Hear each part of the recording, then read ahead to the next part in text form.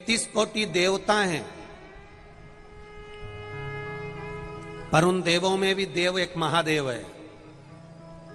देवताओं का भी देवता है वो। इंद्र भी उनकी पूजन करते हैं, गरुण भी उनकी पूजन करते हैं, वरुण भी उनकी पूजन करते हैं, भगवान नारायण भी उनकी पूजन करते हैं, राम कृष्ण भी उनकी पूजन करते हैं, माता लक्ष्मी भी जिनकी पूजन कर रही है, अष्ट सिद्धियां जिनकी पूजन कर रही है, गणेश जी जिनकी पूजन कर रहे हैं, हनुमान जी जिनकी पूजन कर रहे हैं।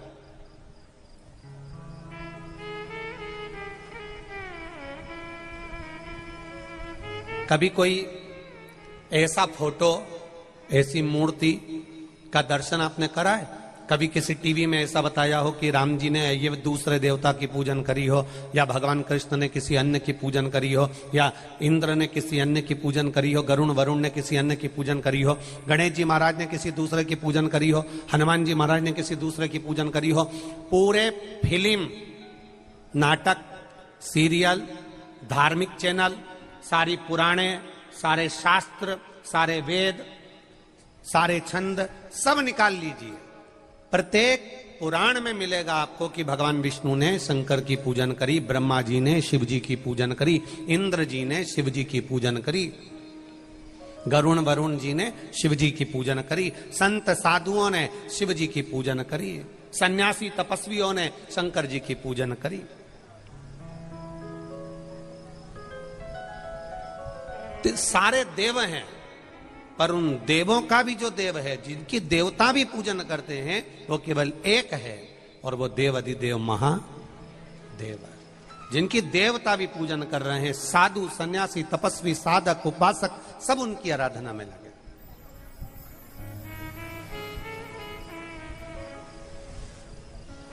संत, साधु, सन्यासी, तपस्वी, साधक, उपासक, सब शिव की आराधना में लगे हुए। अब हम ब्रह्म में जी रहे हैं।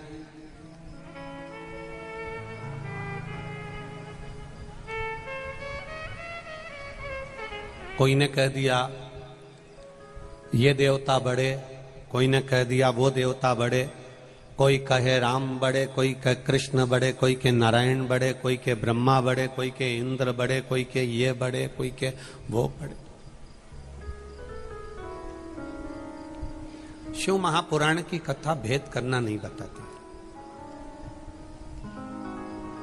शिव महापुराण में कभी ये नहीं कहा गया कि कौन बड़ा है और कौन छोटा है।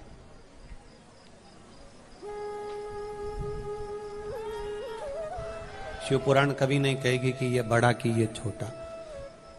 शिव महापुराण की कथा तो एक ही बात कहती है, शिव जी के ऊपर जो जलाधारी में से जल एक एक बूंद गिरता है, उस जलाधारी को भी हम रखते हैं तो 3 पांव की टेकी पर रखते हैं। ब्रह्मा, विष्णु, महेश, कलश ऊपर, एक एक बूंद पानी नीचे गिर रहा है।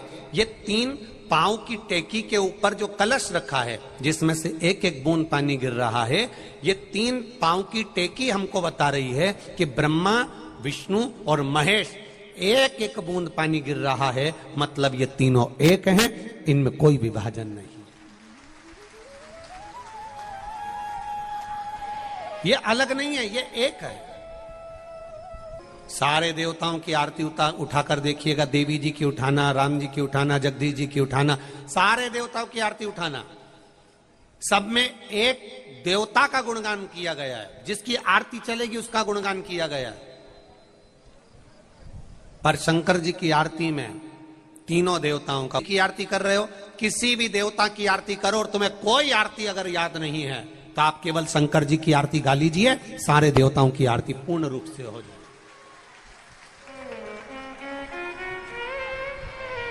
आपको कोई आरती याद नहीं है, केवल शिव की आरती आप गा लीजिए, आपको संपूर्ण आरतियों का जिस देवता की गा रहे होगे उसको वो फल प्राप्त होगा। एक ओम अक्षर के अंदर तीनों बैठे, ओम विष्णवे, ओम ब्रह्मवे, सबके भीतर ओम के नाद में, भगवान के उस प्रणवाक्षर के अंदर सब विराजमान। अब भेद करने वाला उसको भेद कर रहा। कोई कहेगा ये अच्छा, कोई कहेगा वो अच्छा। ना ना, शिव महापुराण की कथा करी, आपका विश्वास बस दृढ़ होना चाहिए। का स्मरण मत करो, यहां मत जाओ, शिव जी पे चढ़ा हुआ जल मत पियो, शंकर पर चढ़ी हुई बेलपत्र मत खाओ, लोग आपको तोड़ेंगे। उस बेलपत्र का जिसने आनंद पा लिया, शंकर पर चढ़े था पर और महादेव पर विश्वास पक्का हो, भरोसा पक्का हो। अब पत्नी पति को दे रही है बेलपत्र खाने के लिए, लो तुम्हारी शुगर ज्यादा हो रही है, रोज बेलपत्र खाओ। खाओ, क्या होता है बेलपत्र खाने से? वो तो पगला है महाराष्ट्र में, तो अक्कल नहीं है सीहोर वाला में, तो वो तो जबरदस्ती मूर्ख बनाता रहता बैठ के। क्या होएगा खाने से? अब पत्नी कह रही है बेलपत्र खाओ, शुगर लेवल में आ जाएगी, बीपी लेवल में आ जाएगा, खाओ तो सरी, खाओ तो सरी। डॉक्टर कह देगा 50,000 रुपए की जांच करा देगा, 25,000 1 लाख रुपया लगा देगा, और 25-50,000 रुपए लगाकर 5-5 हजार की दवाई खाएगा ना, तब उसको संतुष्टि होगी। फ्री में अगर बेलपत्र मिल जाती है ना, तो लोग इसका मोल तत्व नहीं समझते। जो पैसे से मिलता है ना, तो लोगों को अच्छा लगता है कि मैं दवाई खाऊंगा ना तो फायदा होगा, औषधि खाऊंगा ना तो फायदा होगा, बेलपत्र से फायदा नहीं होगा। ये लोगों की सोच है, उसकी कीमत नहीं समझ रहे।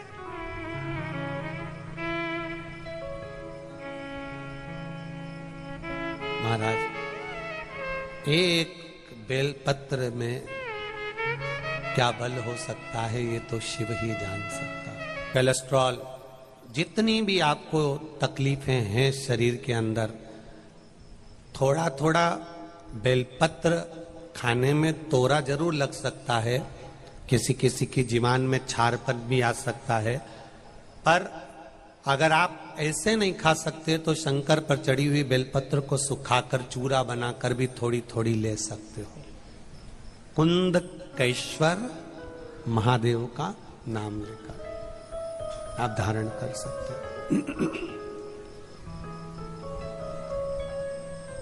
एक पत्र और है, देखिए। जिसने कहा, हृदय से जिसने सुना, विश्वास के साथ भगवान का भजन जिसने करा, उसको मिला ब्रह्मा विष्णु महेश 64 योगनियां, सारी देवियां, सारे 33 कोटि देवी देवता, सब को ढूंढने जाने की जरूरत नहीं है। सारे देवी देवताओं को अगर एक जगह पर पाना है तो शिवलिंग पर जल चढ़ाना चालू कर दो, सारे देवताओं की पूजन चालू हो जाएगी।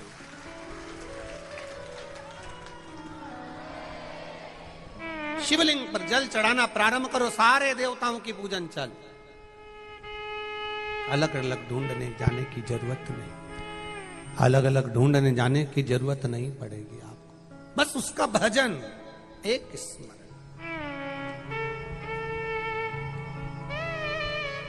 ये इतने लोग लाखों की संख्या में कथा सुनने के लिए पहुंचते हैं, लाखों की संख्या में बच्चे भी आते हैं, प्रशासन भी लगता है, शासन भी लगता है, कहीं ना कहीं लोक सेवा के प्रकल्प में खड़े भी रहते हैं। खाली नहीं जाएगा तुम्हारा भरोसा, खाली नहीं जाएगी तुम्हारी सेवा। तुम भले किसी भी रूप में सेवा कर रहे हो, पर मेरा महादेव झोली जरूर भरेगा, ये निश्चित है, भरेगा। उस पर किया गया भरोसा खाली नहीं जाता। शिव कथा कह रही है, देवादिदेव महादेव का चरित्र कह रहा है।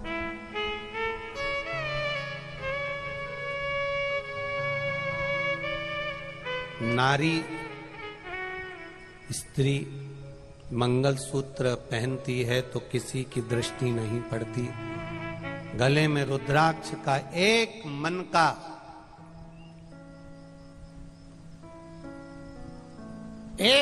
रुद्राक्ष का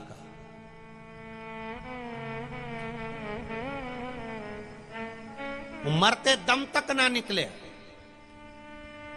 रखा रहे। क्यों गुरुजी? मरे में जाएंगे तो रुद्राक्ष शुद्ध हो जाएगा। क्यों गुरुजी? जापे में जाएंगे तो रुद्राक्ष शुद्ध हो जाएगा। क्यों गुरुजी? नारी रजो धर्म में रहेगी तो रुद्राक्ष शुद्ध हो जाएगा।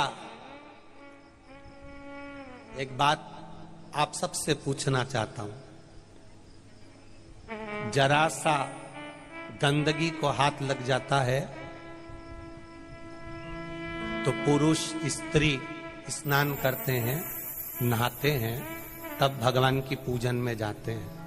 आप सबसे पूछना चाहूंगा, मेरी माएं यहां बैठी हैं, घर में बहू छोटा सा बच्चा है, उस बच्चे की गंदगी साफ करती है या बच्चे की गंदगी को धोती है, तो घर की बहू क्या बार बार स्नान करती है? जरा बताइएगा।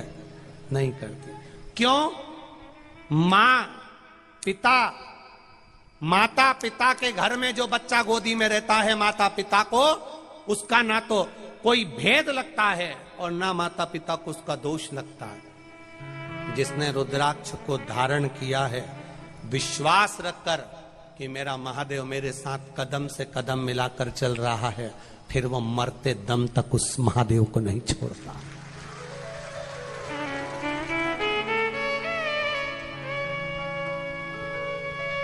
लिंगायत शैव संप्रदाय में, लिंगायत शैव संप्रदाय के अंतर्गत जैसे हमारे यहां वैष्णव धर्म होता है, ऐसा लिंगायत शैव संप्रदाय होता है जिसके अंदर शंकर भगवान के शिवलिंग की पूजन होती है। हम गले में जैसे माला पहनते हैं, लिंगायत शैव संप्रदाय में गले के अंदर चांदी की डिब्बी में शिवलिंग पहनते हैं, जो मरते दम तक नहीं उतरता। एक बार पिना दिया तो मरते दम तक स्त्री पुरुष नारी कन्या सब उस शिवलिंग को पहनते हैं।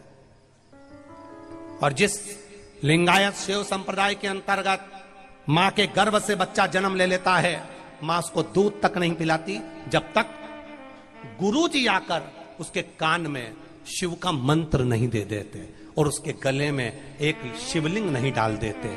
जब जन्म लिए बच्चे को मां जब तक दूध नहीं पिलाती, जब तक गुरुजी आकर उसको शिव मंत्र नहीं दे दें, जब तक उसके गले में एक शिवलिंग ना डाल दें। जन्म लिए बच्चे को हॉस्पिटल में शिव संप्रदाय के, लिंगायत शिव संप्रदाय के गुरु उस हॉस्पिटल में जाते हैं, बच्चे के कान में मंत्र देते हैं, तब मां अपने बच्चे को दूध पिलाना प्रारंभ करती है। वो लिंगायत शिव संप्रदाय। और दुनिया के लोग भेद कर रहे हैं महादेव में।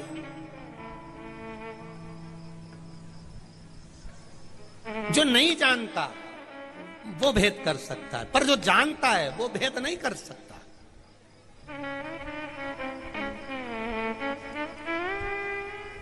जो जान गया, शिव को जिसने पहचान लिया, वो भेद नहीं कर सकता। कई लोगों की बुद्धि में इतना भेद हो जाता है। कितना लोगों ने विवाद किया, काली मिर्ची चढ़ाने से क्या होता है, श्री शिवाय नमस्तुभ्यम, ये मंत्र तो सियोर वाला महाराज ना जाने कहां से लेकर आ गया, बताओ ऐसा चढ़ाने से ऐसा नहीं होता। फिर शाम के समय शिवलिंग का निर्माण करवा दिया, ऐसा नहीं होता, ऐसा नहीं होता।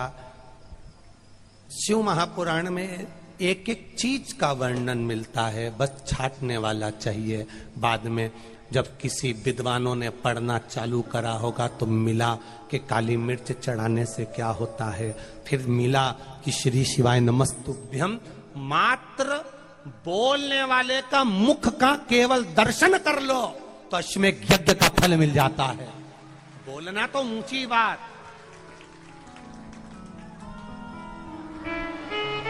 केवल श्री शिवाय नमस्तुभ्यम मंत्र का हम क्यों कहते हैं? ये जैसे सुबह सुबह कचरे की गाड़ियां निकलती हैं, कचरे की गाड़ियों में कचरा उठाने के लिए माइक लगाए जाते हैं। निर्माल्य विसर्जन की गाड़ी में हम क्यों कह रहे हैं कि निर्माल्य विसर्जन की जितनी भी गाड़ियां पूरे भारत में, पूरे विश्व में बने, जगह जगह पर लोग फूल पत्ती, नदियों की शुद्धता के लिए, निर्माल्य लेने के लिए जो गाड़ियां जाएंगी, उन गाड़ियों में निवेदन है कि सुबह श्री शिवाय नमस्तुभ्यम मंत्र का जाप होना चाहिए। किसी के कान में चले गया, किसी के मुख से निकल गया, किसी की बुद्धि से निकल गया, ना जाने कितनों का केवल निर्माल्य की गाड़ी कल्याण कर जाएगी, केवल मंत्र का उच्चारण कराते कराते। कितनी गाड़ियां,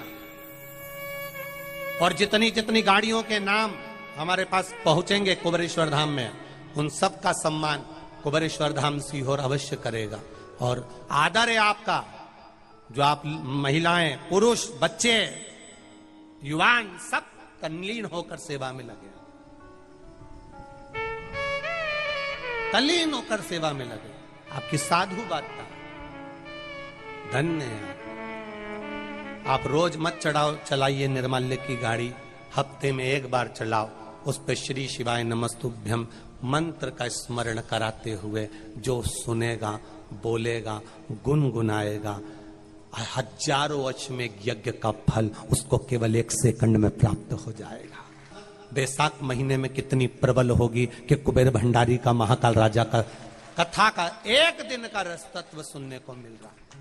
यहां तो एक क्षण 15 मिनट, 10 मिनट, 5 मिनट की विष्णु महापुराण की कथा मिल जाए, एक 10 मिनट की विष्णु पुराण की कथा मिल जाए, किसी की टीवी चल रही है तुम उसके यहां मिलने चले गए, किसी दुकान पर टीवी चल रही है, कथा चल रही है और तुम उस समय पर सामान खरीदने चले गए, उसके व्यापार के लिए वहां पर चले गए। 5 मिनट की विष्णु पुराण अगर आपकी बुद्धि में चली गई, आपके चित्त में चली गई, श्रवण में चली गई, आपके हृदय में शंकर के प्रति एक 5 मिनट में भी विश्वास जाग गया, तो समझ लो कि भगवान शंकर ने आपका हाथ पकड़ लिया। फिर तुम खड्डे में नहीं जाओगे, आपका डिमोशन नहीं प्रमोशन ही होता चले जाएगा।